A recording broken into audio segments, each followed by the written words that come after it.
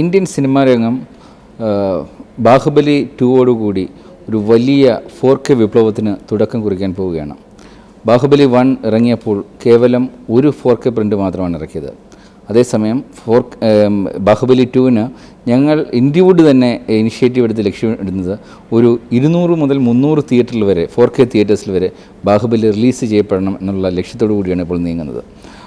ബാഹുബലി 1-ൽ ആ ഒരൊറ്റ പ്രിൻ്റ് വെച്ച് ട്രിവാൻഡ്രത്ത് ഏരിസ് പ്ലെക്സിൽ 3.5 crores ആണ് കളക്ഷൻ ഉണ്ടായത്. ഈ 4K പ്രിൻ്റ് കാണുവാൻ വേണ്ടി ജനങ്ങൾ തിയേറ്ററിലേക്ക് ഇരച്ചു കയറുകയായിരുന്നു. ഇതേ സംഭവമായിരിക്കും ഇന്ത്യ മുഴുവൻ ഇനി ഉണ്ടാകാൻ പോകുന്നത്. തിരുവനന്തപുരം ഒരു വലിയ നഗരമേ അല്ല ഇന്ത്യയിൽ, ഒരു സാധാരണ നഗരം.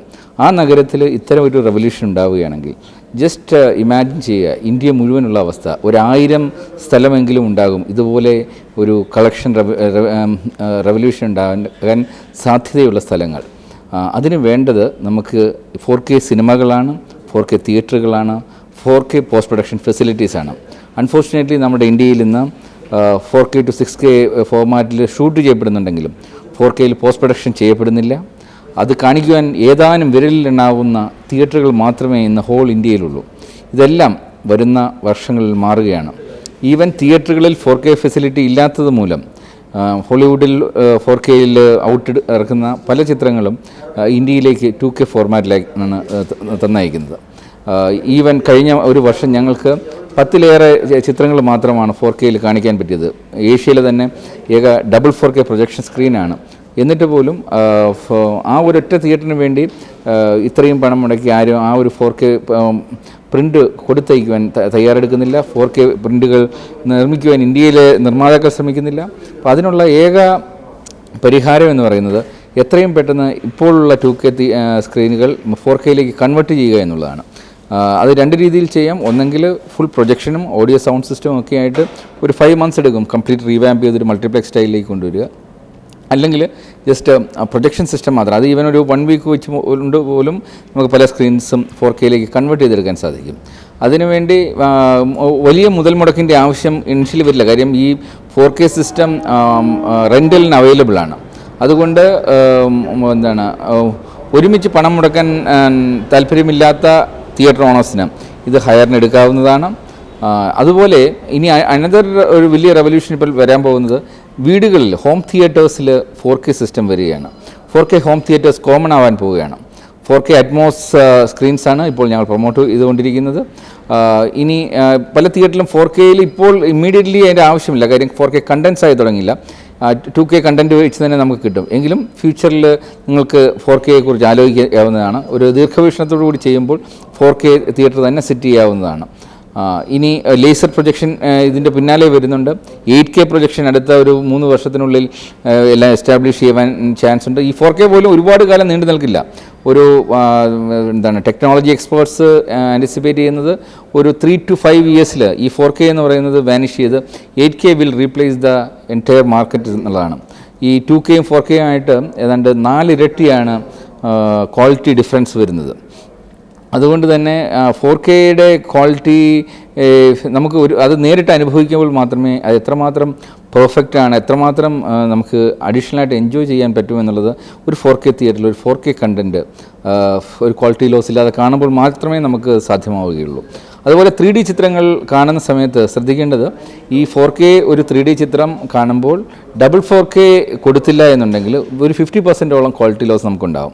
ഇതിൻ്റെ സ്ക്രീൻ ലോസോ അല്ലെങ്കിൽ പ്രൊജക്ഷൻ ലോസോ ഗ്ലാസ് ലോസ് വെച്ചിട്ട് ഒരു more than 50% of the quality നമുക്ക് നഷ്ടപ്പെടാൻ സാധ്യതയുണ്ട്. അതുകൊണ്ടാണ് ട്രിവാൻഡ്രം ഏരിയസ് പ്ലെക്സിൽ ലെഫ്റ്റ് ആൻഡ് റൈറ്റ് ഇമേജസിനെ നമ്മൾ സെപ്പറേറ്റ് ആയിട്ട് 4K വെച്ചിട്ട് 2 4K പ്രൊജക്ടേഴ്സ് ഉപയോഗിച്ച് ചെയ്യുന്നത്. അതുകൊണ്ട് തന്നെ തീർച്ചയായും അവിടെ പോയി ഒരു 4K 3D ചിത്രം കാണുമ്പോഴാണ് ഇതുവരെ നമ്മൾ കണ്ടിരുന്ന 3D ചിത്രങ്ങൾ ഒന്നുമേ സിനിമയല്ലായിരുന്നു എന്ന് പോലും നമുക്ക് തോന്നിപ്പോകുന്നത്. അതുകൊണ്ട് തന്നെയാണ് ആ തിയേറ്ററിൽ വന്ന് സിനിമ കാണുന്നവർ അവിടുത്തെ ഒരു സ്ഥിരം കസ്റ്റമേഴ്സായിട്ട് മാറി വീണ്ടും വീണ്ടും അവിടേക്ക് വരുന്നത്. നമുക്ക് കേരളം മുഴുവൻ ഇതുപോലുള്ള തിയേറ്റേഴ്സാണ് ഇനി വരേണ്ടത്. അതിനുള്ള തുടക്കം കുറിച്ച് കഴിഞ്ഞു. ഓൾറെഡി കാലിക്കറ്റിൽ അടുത്ത ഇതുപോലെ റെവല്യൂഷനുള്ള തിയേറ്ററിൻ്റെ പണി മറ്റൊരു 70mm തിയേറ്ററായ കൽപ്പക അതിൻ്റെ കൺസ്ട്രക്ഷൻ തുടങ്ങിക്കഴിഞ്ഞിട്ടുണ്ട്. അങ്ങനെ കേരളത്തിലെ എല്ലാ നഗരികളിലും ഇനി 4K തിയേറ്റേഴ്സിൻ്റെ ഒരു കാലമാണ് വരുന്നത്.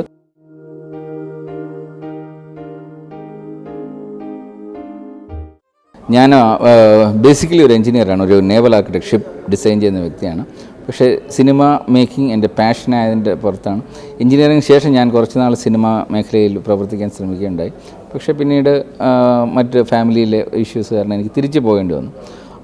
പിന്നീട് ഞാൻ എൻ്റെ തൊഴിൽ മേഖലയിൽ കുറേ നാൾ വർക്ക് ഇതിന് ശേഷമാണ് ഏതാണ്ട് ഒരു 2004 ശേഷം ഞാൻ ഇതിൻ്റെ ഫിലിം ഡയറക്ഷനിൽ ഡിപ്ലോമ ഡയറക്ഷൻ പ്രൊഡക്ഷനിലെടുത്തു. അതിന് ശേഷമാണ് ഡാം 999 എന്ന് പറയുന്ന സിനിമ എൻ്റെ ആദ്യത്തെ വർക്കായിട്ട് ഞാൻ ചെയ്തത്.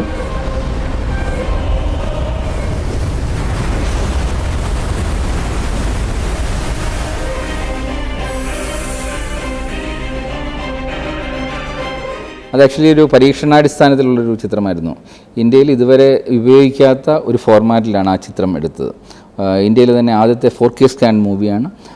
അന്ന് ഡിജിറ്റൽ റെവല്യൂഷൻ തുടങ്ങുന്ന സമയമാണ്. സൂപ്പർ 35 എടുത്തിട്ട് അത് സ്കാൻ ചെയ്യുമായിരുന്നു. അതിനുശേഷം അത് ആദ്യത്തെ ഇന്ത്യയിലെ തന്നെ 2D to 3D കൺവേർഷൻ ആദ്യത്തെ ഫസ്റ്റ് മൂവിയാണ്. അതുപോലെ 100% സിങ് സൗണ്ടിലെടുത്ത മൂവിയാണ്. അങ്ങനെ ടെക്നോളജിക്കലി ഒരുപാട് മികവുകൾ നമുക്ക് അവകാശപ്പെടാവുന്ന ഒരു സിനിമയായിരുന്നു ഡാം 999. പക്ഷേ അത് പ്രദർശനത്തിന് വരുമ്പോഴാണ് അല്ലെങ്കിൽ പോസ്റ്റ് പ്രൊഡക്ഷൻ വരുന്ന സമയത്ത് തന്നെ അതിൻ്റെ ബുദ്ധിമുട്ടുകൾ നമ്മൾ മനസ്സിലാക്കി. കാര്യം ഇതൊരു 100% ഇന്ത്യയിൽ നിർമ്മിക്കേണ്ട ചിത്രമായിരിക്കണം എന്നുള്ളത് കൊണ്ട് തന്നെ പുറത്തു നിന്നുള്ള സാങ്കേതിക വിദഗ്ധരെയോ നമ്മൾ അവോയ്ഡ് ചെയ്തു. അപ്പോൾ മനസ്സിലായത് ഇന്ത്യയിലെ ഒരു സ്റ്റുഡിയോയിൽ പോലും 4K പോസ്റ്റ് പ്രൊഡക്ഷൻ ചെയ്യാൻ സാധിക്കില്ല എന്നാണ്. അങ്ങനെ ഇതിനെ നമ്മൾ കംപ്രസ് ചെയ്ത് 2Kയിലേക്ക് കൊണ്ടുവന്നു. പിന്നീട് 2D 3D കൺവേർഷൻ വന്നു. അതിൻ്റെ ലോസ് അവസാനം പല തിയേറ്റേഴ്സിലും ഇതിനെ 1/64 കംപ്രഷൻ റേഷ്യോയിലാണ് നമ്മൾ കാണിച്ചിരിക്കുന്നത്. അങ്ങനെ ഫസ്റ്റ് ഡേയിൽ തന്നെ ഇതിൻ്റെ ഒരു പത്തറ്റിക് സിറ്റുവേഷൻ തിയേറ്റേഴ്സിൻ്റെ ഇതിൻ്റെ സൗണ്ട് കാലിബ്രേഷൻ ഒരു ഹൊറിബിൾ എന്ന് പറഞ്ഞു കഴിഞ്ഞാൽ ഇമാജിൻ ചെയ്യാൻ പറ്റില്ല. അത്രയും സൗണ്ട് എഫേർട്ടിട്ട് ചെയ്ത ഈ സൗണ്ട് എഫക്ട്സ് മുഴുവൻ തിയേറ്ററിൽ വരുമ്പം ചെയ്തതേ അല്ല വരുന്നത്. അങ്ങനെ ഫസ്റ്റ് ഡേ തന്നെ ഞങ്ങൾ 3D വേർഷൻ മിക്കവാറും എല്ലാ തിയേറ്റേഴ്സിൽ നിന്നും മാറ്റുകയുണ്ടായി. അത്രയും ഒരു പത്തറ്റിക് കണ്ടീഷൻ കേരളത്തിലെ ഓർ ഇന്ത്യയിലെ തിയേറ്റേഴ്സിൽ കണ്ടതിന് കൊണ്ടാണ് അന്ന് തീരുമാനിച്ചത് ഇനി അടുത്തൊരു സിനിമ ചെയ്യുന്നതിന് മുമ്പ് ഇന്ത്യയിലെ കംപ്ലീറ്റ് സിസ്റ്റം മാറണം. അല്ലാതെ ഇത്രയും സമയമെടുത്ത് കാര്യം ഒരു മലയാള സിനിമ ചെയ്യുന്നത് പോലെയല്ല ഒരു ഇൻ്റർനാഷണൽ ഫോർമാറ്റിൽ സിനിമ ചെയ്യുന്നു. ഒരു 3 to 4 years എടുക്കും ഒരു വലിയ പ്രോജക്റ്റ് പ്ലാൻ ചെയ്ത് എക്സിക്യൂട്ട് ചെയ്യാൻ. ഇത്രയും സമയമെടുത്ത് ചെയ്യുന്നൊരു പ്രോജക്റ്റ് അവസാനം തിയേറ്ററിൽ കാണിക്കാൻ പറ്റാത്തൊരവസ്ഥയെന്ന് പറയുന്നത് വളരെ പരിതാപകരമാണ്. അങ്ങനെ അടുത്ത സിനിമ വരുന്നത് ബേണിംഗ് വെൽസ്, കുവൈറ്റ് വാറിനെ ബന്ധപ്പെടുത്തി എൻറ്റയർ കുവൈറ്റ് വാർ റീക്രിയേറ്റ് ചെയ്തുകൊണ്ട് ഞാനും IV ശിഷ്യ സാറും കൂടെ ഒരുമിച്ച് ഡയറക്റ്റ് ചെയ്യുന്ന സിനിമയാണ്. ഒരുപക്ഷേ വേൾഡിൽ തന്നെ ആദ്യത്തെ 8K ഫോർമാറ്റിൽ ചെയ്യുന്ന സിനിമ കൂടിയാണ്. അപ്പോൾ അത് 2019 ഇറങ്ങുന്നത്. അപ്പോൾ അപ്പോഴേക്കും ഇത് കംപ്ലീറ്റ് ഇന്ത്യയിലുള്ള എല്ലാ ഒരു 1000 സ്ക്രീനിലേക്കെങ്കിലും നമുക്ക് 8K ഫോർമാറ്റെങ്കിലും എത്തിക്കണം എന്നുള്ളതാണ് ഞങ്ങളൊരു ടാർഗറ്റ് ചെയ്യുന്നത്.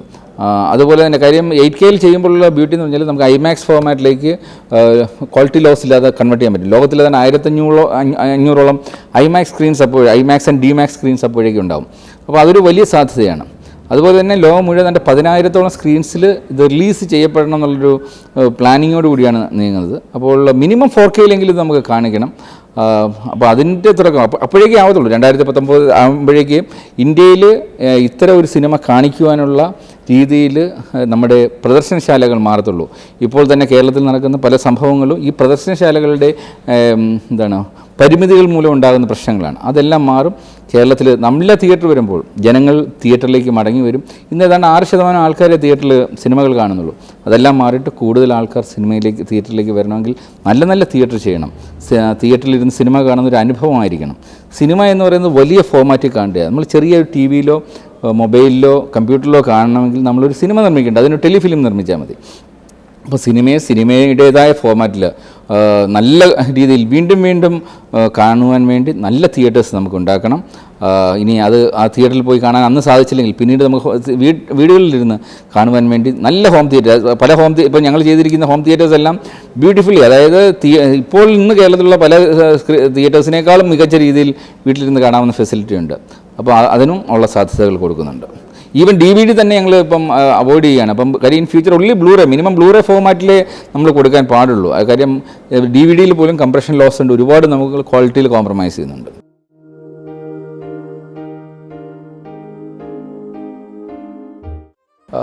ബേണിംഗ് വെൽസ് എന്ന് പറയുന്ന എൻ്റെ അടുത്ത ചിത്രം ആക്ച്വലി അത് ഞാൻ ഒറ്റയ്ക്ക് സംവിധാനം ചെയ്യുന്നതല്ല. ശ്രീ IV ശിശി സാറുമായി കൈകോർത്തുകൊണ്ടാണ് ഇത് ചെയ്യുന്നത്.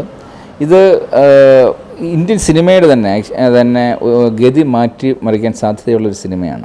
കാര്യം എങ്ങനെ ഒരു ഇൻ്റർനാഷണൽ മൂവി ഇന്ത്യയിൽ നിന്നുകൊണ്ട് ഇന്ത്യൻ ടെക്നോളജി ഉപയോഗിച്ചുകൊണ്ട് ചെയ്ത് ഇൻ്റർനാഷണൽ ഫോർമാറ്റിൽ ഡിസ്ട്രിബ്യൂട്ട് ചെയ്യുന്ന എന്ന് വിചാരിക്കുന്ന ഒരു വലിയ പദ്ധതിയാണ്.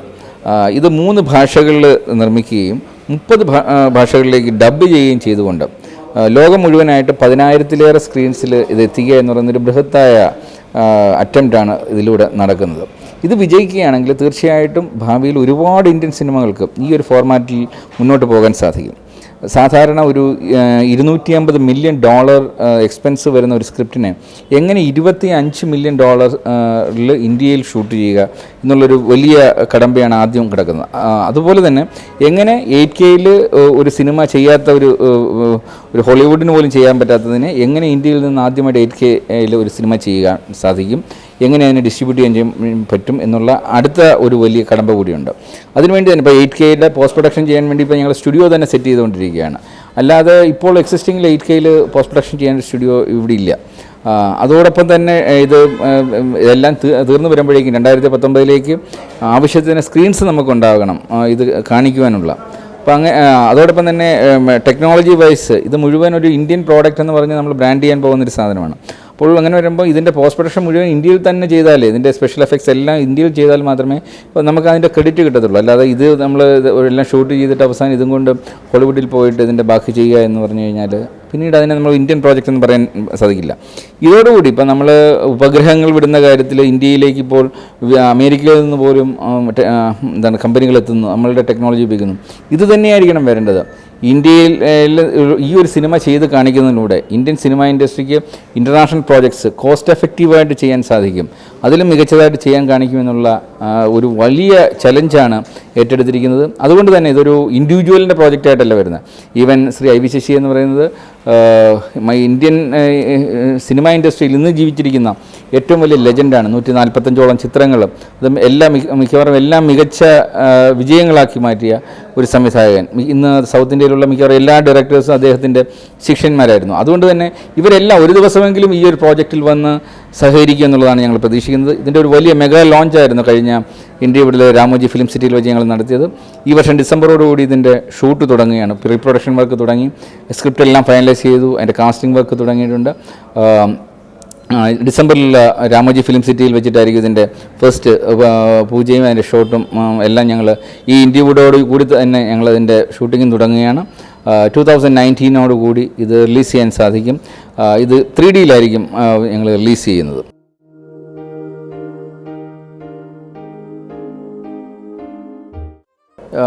സ്കൂളിലും കോളേജിലും പഠിക്കുമ്പോഴേ കവിതാരചനയിലുണ്ടായിരുന്നു. സംസ്ഥാന യുവജനോത്സവത്തിലൊക്കെ കവിതാരചനയുമായി വരാറുണ്ടായിരുന്നു. പിന്നീട് 2003 ആദ്യമായിട്ട് ഫസ്റ്റ് മ്യൂസിക് ആൽബം ഇറക്കുന്നത്, മുരളിക എന്ന് പറയുന്ന ആൽബം.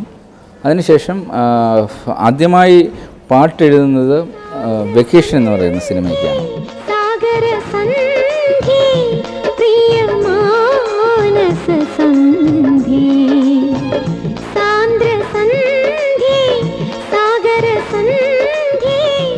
ഏതാണ്ട് 100ഓളം ഗാനങ്ങൾ ഇതിനകം എഴുതിയിട്ടുണ്ട്, പല ചിത്രങ്ങളിൽ വന്നിട്ടുണ്ട്. ഏറ്റവും ശ്രദ്ധിക്കപ്പെട്ടത് ഡാം 999 എഴുതിയ 3 ഗാനങ്ങൾ ഓസ്കാർ സെലക്ഷൻ, ആ വർഷത്തെ 32 ഗാനങ്ങൾ, ആഗോളതലത്തിൽ തിരഞ്ഞെടുക്കപ്പെട്ട 32 ഗാനങ്ങളിൽ ഇന്ത്യയിൽ നിന്ന് ആദ്യമായിട്ടാണ് ഒരു സിനിമയ്ക്ക് വേണ്ടി ഗാനങ്ങൾ തിരഞ്ഞെടുക്കപ്പെടുന്നത്. അതിൽ 3 ഡാം 999 ആയിരുന്നു. അതിൽ 3 ഭാഷകളിൽ എഴുതിയിരുന്നു, മലയാളം, ഇംഗ്ലീഷ്, ഹിന്ദി ഭാഷകളിൽ എഴുതിയിരുന്നു. പിന്നീട് ഞാൻ കൂടുതലും മറ്റു കാര്യങ്ങളിലേക്ക് ഫോക്കസ് ചെയ്തതിനാൽ ഗാനങ്ങളിലേക്ക് അധികം എഴുതിയിട്ടില്ല. എഴുതണമെന്ന് ആഗ്രഹമുണ്ട്. പിന്നീട് ഏറ്റവും കൂടുതൽ ഇപ്പോൾ ഫോക്കസ് ചെയ്തുകൊണ്ടിരിക്കുന്ന മറ്റൊരു രംഗം എന്ന് വെച്ചാൽ അനിമേഷൻ മേഖലയാണ്. കാര്യം ഞാൻ കോളേജിൽ പഠിക്കുമ്പോൾ തന്നെ യൂണിവേഴ്സിറ്റി ഫസ്റ്റ് ആയിരുന്നു കാർട്ടൂണിൽ. അതിൽ നിന്ന് കിട്ടിയ ഒരു ഇൻട്രസ്റ്റിൽ നിന്നാണ് പിന്നീട് ഇന്ത്യയിലെ തന്നെ ഏറ്റവും മികച്ച അനിമേഷൻ സ്റ്റുഡിയോ ഉണ്ടാവണമെന്ന് തീരുമാനിച്ചുകൊണ്ട് ട്രിവാൻഡ്രത്ത് ഹോളിവുഡ് നിലവാരത്തിൽ ഇന്ത്യയിലെ ഏക 5th ലെവൽ സെക്യൂരിറ്റി സിസ്റ്റമുള്ള ഏക സ്റ്റുഡിയോ ആണ്. അതിൽ അനിമേഷൻ VFX എല്ലാം ചെയ്യാനുള്ള ഒരു മികച്ച സ്റ്റുഡിയോ തുടങ്ങിയിട്ടുണ്ട്. അതായിരിക്കും ഫ്യൂച്ചർ ഇന്ത്യൻ അനിമേഷൻ ഇൻഡസ്ട്രിയുടെ ഒരു ഹബ്ബായിട്ട് മാറാൻ ഉള്ള ശ്രമമാണ് ഞങ്ങളിപ്പോൾ അതിനെ നടത്തിക്കൊണ്ടിരിക്കുന്നത്.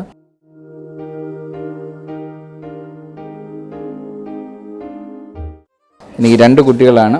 നിർമാല്യ, നിവേദ്യ ഇരട്ടകളാണ്. അവർ രണ്ടുപേരും നേവൽ ആർക്കിടെക്ചറിന് പഠിക്കുന്നു. എന്നെപ്പോലെ തന്നെ ഇപ്പോൾ UK-യിലാണ് രണ്ടുപേരും പഠിക്കുന്നത്. 4th year സ്റ്റുഡൻസാണ്. എൻ്റെ വൈഫ് അഭിനി ഒരു നല്ല നൃത്ത അധ്യാപികയാണ്. അതോടൊപ്പം തന്നെ ഇൻറ്റീരിയർ ഡിസൈനറാണ്. ഇപ്പോൾ ദുബൈയിൽ സ്വന്തമായിട്ട് സ്ഥാപനമുണ്ട്. പിന്നെ എന്നോടൊപ്പം തന്നെ പ്രോജക്റ്റ് ഇൻറ്റീരിയറിലും എല്ലാത്തിലും സഹകരിക്കുന്നുണ്ട്.